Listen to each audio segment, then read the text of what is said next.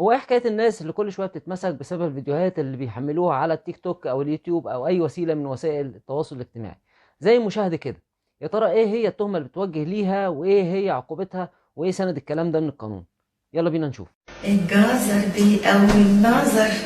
يا جزرها يا جميلة. الجزر دي.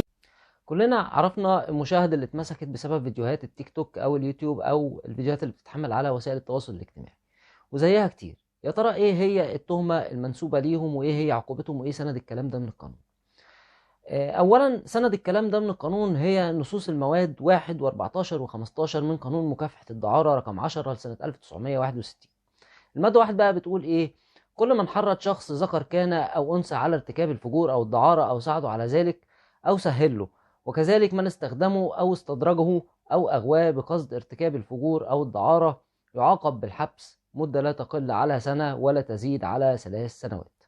تيجي الفقرة التانية من نص المادة الأولى برضو بتقول: إذا كان من وقعت عليه الجريمة لم يتم من العمر 21 سنة ميلادية، كانت العقوبة الحبس لا تقل عن سنة ولا تزيد على 5 سنين.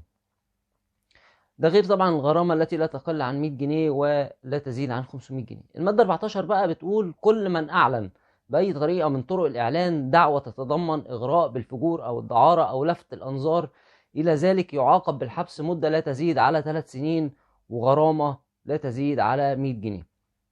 وتيجي المادة 15 تكمل العقوبة وتقول: يستتبع الحكم بالإدانة في إحدى الجرائم المنصوص عليها في هذا القانون، أي جريمة في هذا القانون، وضع المحكوم عليه تحت مراقبة الشرطة مدة مساوية لمدة العقوبة. والمراقبة هنا بتكون بعد انتهاء تنفيذ حكم الحبس. فلو طبقنا الكلام ده على الناس اللي بتتمسك زي المشاهدة كده، هنلاقي ان تهمتها هي نشر الفجور والإعلان عنه والإغراء به، وده طبقا لنصوص المواد اللي اتكلمنا عليها دلوقتي. ولأن الفيديوهات دي بتكون معروضة لكل الناس بما فيهم الشباب الصغير اللي تحت سن 21 سنة، فهتكون هنا العقوبة مشددة. هتكون هنا الحبس من سنة ل5 سنين بالإضافة إلى الغرامة، وبعد ما تقضي مدة حبسها هيكون عليها عقوبة مراقبة الشرطة بنفس مدة الحبس.